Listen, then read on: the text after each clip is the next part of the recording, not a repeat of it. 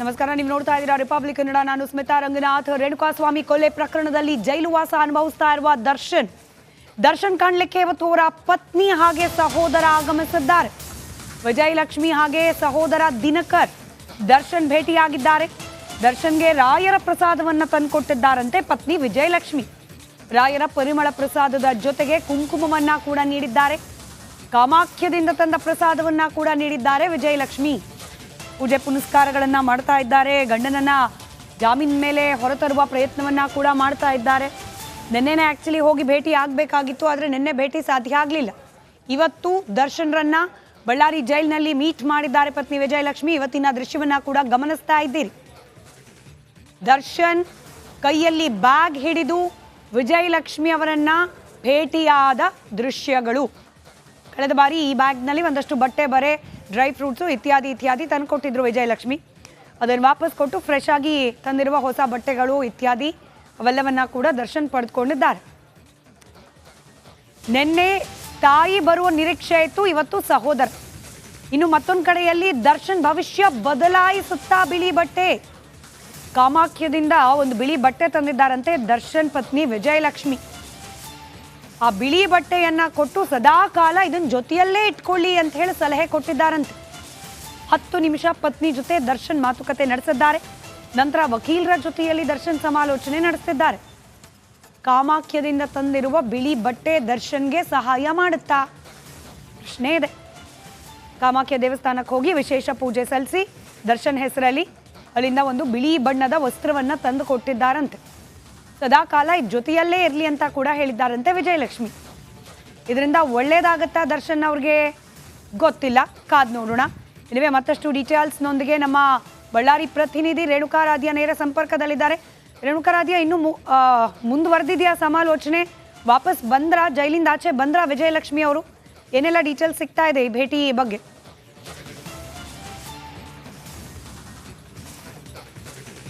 ಸ್ಮಿತಾ, ಈಗ ಅವರಿಬ್ಬರ ಭೇಟಿ ಮುಕ್ತಾಯವಾಗಿರ್ತಕ್ಕಂಥದ್ದು. ಅಂದರೆ 25 ನಿಮಿಷಗಳ ಕಾಲ ಏನು ಬಳ್ಳಾರಿ ಸೆಂಟ್ರಲ್ ಜೈಲಿನ ಸಂದರ್ಶಕರ ಕೊಠಡಿ ಏನಿದೆ ಅದರಲ್ಲಿ ವಿಜಯಲಕ್ಷ್ಮಿ ಜೊತೆಗೆ ವಕೀಲರು ಹಾಗೂ ದರ್ಶನ್ ಭೇಟಿಯಾಗಿದ್ರು. ಇದೀಗ ತಾನೇ ದರ್ಶನ್ ಅವರು ಭೇಟಿಯನ್ನು ಮುಗಿಸಿ ಹೋಗಿರ್ತಕ್ಕಂಥದ್ದು. ಯಾಕಂದರೆ ಇವತ್ತು ಅವ್ರಿಗೆ ಮಹತ್ವದ ದಿನ, ಕಸ್ಟಡಿ ಅಂತಿಮವಾಗ್ತಾ ಇರ್ತಕ್ಕಂಥ ಹಿನ್ನೆಲೆಯಲ್ಲಿ ಅವರು ಬೇಗ ಹೋಗಬೇಕಾಗಿತ್ತು. ಹೀಗಾಗಿ ದರ್ಶನ್ ಅವರು ಕೇವಲ 25 ನಿಮಿಷ ಮಾತುಕತೆಯನ್ನು ನಡೆಸಿ ಹೋಗಿರ್ತಕ್ಕಂಥದ್ದು. ಮುಂದೆ ಮತ್ತೊಮ್ಮೆ ಅವರಿಗೆ ಭೇಟಿಗೆ ಅವಕಾಶ ಕೊಡ್ತಕ್ಕಂಥ ಸಾಧ್ಯತೆ ಇರ್ತಕ್ಕಂಥದ್ದು. ಈ ದೃಶ್ಯದಲ್ಲಿ ನೋಡ್ಬೋದು ಯಾವ ರೀತಿಯಾಗಿ ಬಳ್ಳಾರಿ ಸೆಂಟ್ರಲ್ ಜೈಲಿನ ಮುಂಭಾಗ ಈಗ ಇದೆ ಅನ್ನೋದನ್ನ ನಾನು ನಿಮ್ಗೆ ತೋರಿಸ್ತೀನಿ. ಯಾಕಂದರೆ ವಿಜಯಲಕ್ಷ್ಮಿ ಅವರು ಇನ್ನೂ ಕೂಡ ಅಧಿಕಾರಿಗಳ ಜೊತೆ ಮಾತನಾಡ್ತಾ ಇದ್ದಾರೆ, ಜೊತೆಗೆ ವಕೀಲರು ಕೂಡ ಒಳಗಡೆ ಇರ್ತಕ್ಕಂಥದ್ದು. ಹೀಗಾಗಿ ಕೆಲವೊಂದಿಷ್ಟು ದರ್ಶನ್ ಅವರ ಅಭಿಮಾನಿಗಳು ಹೊರಗಡೆ ಕಾಯ್ತಾ ಇದ್ದಾರೆ, ಜೊತೆಗೆ ಸಾಕಷ್ಟು ಭದ್ರತೆ ಕೂಡ ಇರ್ತಕ್ಕಂಥದ್ದು. ಇನ್ನೊಂದು ಕಡೆಗೆ ವಿಜಯಲಕ್ಷ್ಮಿ ಅವರು ಇವತ್ತು ರಾಯರ ಪ್ರಸಾದವನ್ನು ತಂದಿದ್ದಾರೆ. ದರ್ಶನ್ ಅವ್ರಿಗೋಸ್ಕರ ಕಾಮಾಖ್ಯದಿಂದ ವಿಶೇಷವಾಗಿ ಪ್ರಸಾದವನ್ನು ಕೂಡ ತಂದಿರತಕ್ಕಂಥದ್ದು. ಅದೆಲ್ಲವನ್ನು ಕೂಡ ದರ್ಶನ್ ಅವರಿಗೆ ಕೊಟ್ಟಿದ್ದಾರೆ. ವಿಶೇಷ ಅಂದರೆ ದರ್ಶನ್ ಅವರಿಗೆ ಕಾಮಾಖ್ಯದಿಂದ ಒಂದು ಬಿಳಿ ಬಟ್ಟೆಯನ್ನು ತಂದು ಕೊಟ್ಟಿದ್ದಾರೆ ಅನ್ನುವ ಮಾಹಿತಿ ಈಗ ನಮಗೆ ಲಭ್ಯವಾಗಿರ್ತಕ್ಕಂಥದ್ದು. ಆ ಬಟ್ಟೆಯ ವಿಶೇಷತೆ ಬಗ್ಗೆ ಅಷ್ಟೊಂದು ಡೆಪ್ತ್ ಆಗಿ ಇನ್ಫಾರ್ಮೇಶನ್ ಇನ್ನೂ ಕೂಡ ಸಿಕ್ಕಿಲ್ಲ. ಆದರೆ ಆ ಬಿಳಿ ಬಟ್ಟೆಯನ್ನು ದರ್ಶನ್ ಅವರ ಹೆಗಲ ಮೇಲೆ ಹಾಕಿ ಇದನ್ನು ಯಾವಾಗಲೂ ಕೂಡ ನಿಮ್ಮ ಜೊತೆ ಇಟ್ಕೊಳ್ಳಿ ಅನ್ನುವ ಒಂದು ಸಲಹೆಯನ್ನು ವಿಜಯಲಕ್ಷ್ಮಿ ಅವರು ಕೊಟ್ಟಿದ್ದಾರಂತೆ. ಜೊತೆಗೆ ಅವರಿಗೆ ಒಂದಷ್ಟು ಡ್ರೈ ಫ್ರೂಟ್ಸ್ ಕೊಟ್ಟಿದ್ದಾರೆ. ಜೊತೆಗೆ ಕಳೆದ ಬಾರಿ ಅವರು ಏನು ಬ್ಯಾಗ್ ತಂದು ಕೊಟ್ಟಿದ್ರು ಆ ಬ್ಯಾಗನ್ನು ಈಗ ವಾಪಸ್ ಪಡೆದಿದ್ದಾರೆ. ಜೊತೆಗೆ ಈಗ ಅವರು ತಂದಿರತಕ್ಕಂಥ ಬಟ್ಟೆ, ಡ್ರೈ ಫ್ರೂಟ್ಸ್, ಆ ಬ್ಯಾಗನ್ನು ದರ್ಶನ್ ಅವರಿಗೆ ಕೊಟ್ಟಿದ್ದಾರೆ. ಆ ದೃಶ್ಯದಲ್ಲಿ ಸ್ಪೆಸಿಫಿಕ್ ಆಗಿ ರಿಪಬ್ಲಿಕ್ ಕನ್ನಡ ನ್ಯೂಸ್ನ ಕ್ಯಾಮ್ರಾದಲ್ಲಿ ಕ್ಯಾಪ್ಚರ್ ಆಗಿರೋದು. ದರ್ಶನ್ ಅವರು ಬರುವಾಗ ಒಂದು ಬ್ಯಾಗನ್ನು ಒಯ್ದ್ರು, ಮತ್ತೆ ಹೋಗುವಾಗ ಕೂಡ ಒಂದು ಹೊಸ ಬ್ಯಾಗ್ ಅನ್ನ ಕೂಡ ಒಯ್ದಿರ್ತಕ್ಕಂಥದ್ದು. ಇನ್ನೊಂದು ಕಡೆಗೆ ಮತ್ತಷ್ಟು ಅಪ್ಡೇಟ್ಸ್ ಲಭ್ಯವಾಗ್ತಾ ಇದೆ. ಇವತ್ತು ಸಹೋದರ ದಿನಕರ್ ತೂಗುದೀಪ್ ಭೇಟಿಯಾದ ಸಂದರ್ಭದಲ್ಲಿ ದರ್ಶನ್ ತಾಯಿ ಬಗ್ಗೆ ವಿಚಾರಿಸಿಕೊಂಡಿದ್ದಾರಂತೆ. ಅಮ್ಮನ ನೆನಪು ಕಾಡ್ತಾ ಇದೆ ದರ್ಶನ್ಗೆ. ಸಹೋದರನ ಬಳಿಯಲ್ಲಿ ತಾಯಿ ಆರೋಗ್ಯದ ಬಗ್ಗೆ ವಿಚಾರಿಸಿಕೊಂಡಿದ್ದಾರೆ ದರ್ಶನ್. ಯಾಕೆ ಬರಲಿಲ್ಲ ಅಂತ ಕೂಡ ಕೇಳಿದ್ದಾರಂತೆ. ನೆನ್ನೆ ನಮಗೆ ಸಿಕ್ಕ ಮಾಹಿತಿ ಪ್ರಕಾರ ಮೀನಾ ತೂಗುದೀಪ್ ಅವರು ಕೂಡ ಭೇಟಿ ಆಗಬೇಕಾಗಿತ್ತು ದರ್ಶನ್ ಅವರನ್ನ, ಬಟ್ ಬರಲಿಲ್ಲ. ಯಾಕೆ ಬಂದಿಲ್ಲ ಅನ್ನೋದನ್ನ ತಮ್ಮನ ಬಳಿಯಲ್ಲಿ ವಿಚಾರಿಸ್ಕೊಂಡಿದ್ದಾರಂತೆ ದರ್ಶನ್. ಡೀಟೇಲ್ಸ್ ನಮ್ಮ ಪ್ರತಿನಿಧಿ ರೇಣುಕಾರಾಧ್ಯ ನೀಡ್ತಿದ್ರು. ರೇಣುಕಾರಾಧ್ಯ ವಿವರಿಸ್ತಾ ಇದ್ರೆ ನೋಡಿ, ಭೇಟಿ ಸಂದರ್ಭದಲ್ಲಿ ಅಮ್ಮ ಯಾಕೆ ಬರಲಿಲ್ಲ ಅಂತ ಕೇಳಿದ್ರಂತೆ ದರ್ಶನ್.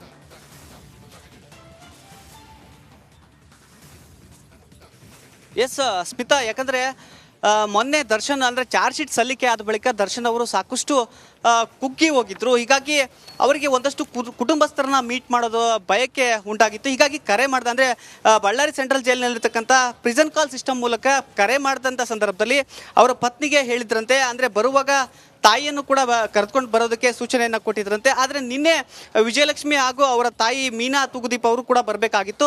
ಆದರೆ ಕಾರಣಾಂತರಗಳಿಂದ ಅವರು ಬರಲಿಲ್ಲ.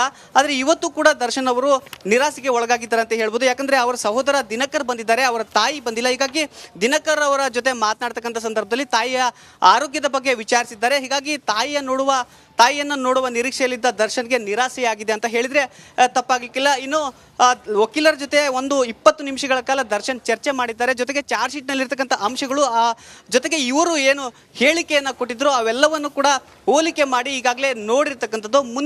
ಮುಂದೆ ಯಾವ ನಡೆ ಕೈಗೊಳ್ತಾರೆ ಅನ್ನೋದನ್ನ ಕಾದು ನೋಡಬೇಕಾಗಿರ್ತಕ್ಕಂಥದ್ದು ಸ್ಮಿತಾ. ಇನ್ನೊಂದು ಕಡೆಗೆ ದರ್ಶನ್ ಅವರಿಗೆ ಇನ್ನೇನು ಕೆಲವೇ ಕ್ಷಣಗಳಲ್ಲಿ ವಿಡಿಯೋ ಕಾನ್ಫರೆನ್ಸ್ ಮೂಲಕ ನ್ಯಾಯಾಲಯಕ್ಕೆ ಅವ್ರನ್ನ ಹಾಜರುಪಡಿಸಲಾಗುತ್ತೆ. ಹೀಗಾಗಿ ಬೇಗ ದರ್ಶನ್ ಅವ್ರನ್ನ ಕಳಿಸಿದ್ದಾರೆ ಅನ್ನುವ ಮಾಹಿತಿ ಈಗ ನಮಗೆ ಸಿಗ್ತಾ ಇರ್ತಕ್ಕಂಥದ್ದು ಸ್ಮಿತಾ. ರೈಟ್, ಧನ್ಯವಾದ ರೇಣುಕಾ ರಾಧಿಯಾ ಮಾಹಿತಿಗಾಗಿ.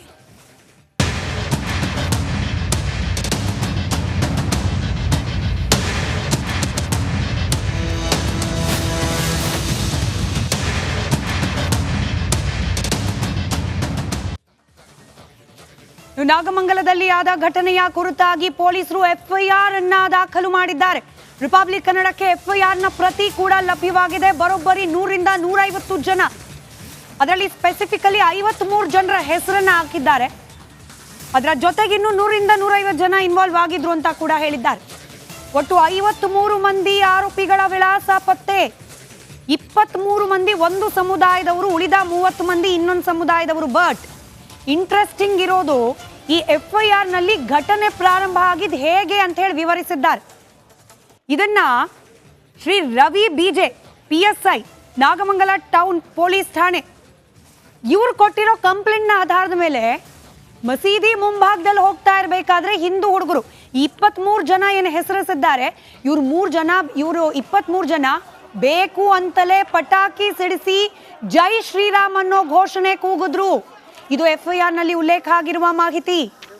ಇವ್ರು ಹಿಂಗೆ ಪಟಾಕಿ ಸಿಡಿಸಿ ಜೋರಾಗಿ ಘೋಷಣೆ ಕೂಗಿ ಅಲ್ಲಿದ್ದವರನ್ನ ಉದ್ರೇಕಕ್ಕೆ ಒಳಗಾಗುವಂತೆ ಮಾಡಿದ್ರು. ಗೃಹ ರಕ್ಷಕ ದಳ ಸಿಬ್ಬಂದಿಗಳು ಮೆರವಣಿಗೆಯನ್ನ ಮುಂದೆ ಹೋಗುವಂತೆ ಸೂಚಿಸಿದ್ರು ಕೂಡ ಅಲ್ಲೇ ಡ್ಯಾನ್ಸ್ ಮಾಡ್ತಾ ಇದ್ರು. ಅಲ್ಲಾಹ್ ಮಸೀದಿ ಬಳಿ ಸುತ್ತಮುತ್ತ ಇದ್ದ ಮುಸ್ಲಿಂ ಕೋಮಿನವರಾದ ಸೋ ಒಂದು 30 ಜನ ಹೆಸರು, ಇವರೆಲ್ಲರೂ ಆ ನಂತರದಲ್ಲಿ ಅಟ್ಯಾಕ್ ಮಾಡಿದ್ರು ಅಂತ ಹೇಳಿ ಬರೆಯಲಾಗಿದೆ. FIR ನ ಪ್ರತಿ ರಿಪಬ್ಲಿಕ್ ಕನ್ನಡಕ್ಕೆ ಲಭ್ಯವಾಗಿದೆ. 23 ಮಂದಿ ಮೊದಲಿಗರಾಗಿ ಪ್ರಾರಂಭವಾಗಿ ಒಂದು ಸಮುದಾಯದವರ ಹೆಸರು, ಅದಾದ ನಂತರದಲ್ಲಿ ಉಳಿದವರ ಹೆಸರು. ಕಿರಣ್, ಭರತ್, ಅಭಿಷೇಕ್, ಗೋವಿಂದ, ಅರುಣ್, ಸಂಜಯ್, ಕೀರ್ತಿ, ಪೃಥ್ವಿ, ಹೇಮಂತ, ಚಂದ್ರಶೇಖರ, ಶ್ರೀನಿವಾಸ್, ಹೀಗೆ ಒಟ್ಟು 23 ಮಂದಿಯ ಹೆಸರನ್ನ ಇಲ್ಲಿ ಸೂಚಿಸಲಾಗಿದೆ. ಅದಾದ ನಂತರದಲ್ಲಿ ಪ್ರಾರಂಭವಾಗುತ್ತೆ ಇರ್ಷಾದ್ ಪಾಷಾ, ಇಮ್ರಾನ್ ಪಾಷಾ, ಮುನೀರ್ ಅಹಮದ್, ಇರ್ದಿಶ್ ಪಾಷಾ, ಫಾಜಿಲ್ ಖಾನ್, ಹಿಂಗೊಂದು 30 ಜನರ ಹೆಸರು ಕೂಡ ಮೆನ್ಷನ್ ಆಗಿದೆ. ಒಟ್ಟು 53 ಮಂದಿಯ ಹೆಸರು ಸ್ಪೆಸಿಫಿಕಲಿ. ಅದಾದ ನಂತರದಲ್ಲಿ 100ರಿಂದ 150 ಮಂದಿ ಉಳಿದವರು ಕೂಡ ಭಾಗಿಯಾಗಿದ್ರು. ಆದರೆ ಎಲ್ಲ ಘಟನೆ ಪ್ರಾರಂಭ ಆಗಲಿಕ್ಕೆ ಗಣೇಶ ಮೆರವಣಿಗೆಯಲ್ಲಿ ಭಾಗಿಯಾಗಿದ್ದ ಹುಡುಗರೇ ಕಾರಣ ಅಂತ ಹೇಳಿ ಪೊಲೀಸ್ ಸಿಬ್ಬಂದಿನೇ ಬರೆದು ಬಿಟ್ಟಿದ್ದಾರೆ. ಇದರಲ್ಲಿ ಕಂಪ್ಲೇಂಟ್ ದಾಖಲಾಗಿರೋದು Ravi BJ PSI Nagamangala town police ಠಾಣೆ ಇವರಿಂದ ದಾಖಲಾಗಿರುವ ಕಂಪ್ಲೇಂಟ್. ಅದರಲ್ಲಿ ಹೇಳಿದ್ದಾರೆ, ನಾವು ಹೇಳಿದ್ವಿ ಮಸೀದಿ ಮುಂದೆ ನಿಲ್ಲಬೇಡಿ, ಅಲ್ಲಿ ಡ್ಯಾನ್ಸ್ ಮಾಡಬೇಡಿ, ಕುಣಿಬೇಡಿ ಅಂತ ಹೇಳಿ, ಆದರೂ ಕೇಳಲಿಲ್ಲ. ಬೇಕು ಅಂತಲೇ ಅಲ್ಲೇ ಪಟಾಕಿ ಸಿಡಿಸಿದ್ರು, ಬೇಕು ಅಂತ ಅಲ್ಲೇ ಜೋರಾಗಿ ಜೈ ಶ್ರೀರಾಮ್ ಅಂತ ಘೋಷಣೆ ಕೂಗಿದ್ರು. ಹಿಂಗಾಗಿ ಗಲಾಟೆ ಆಗೋಯ್ತು ಅಂತ ಬರೆದಿದ್ದಾರೆ ಕಂಪ್ಲೇಂಟ್ನಲ್ಲಿ.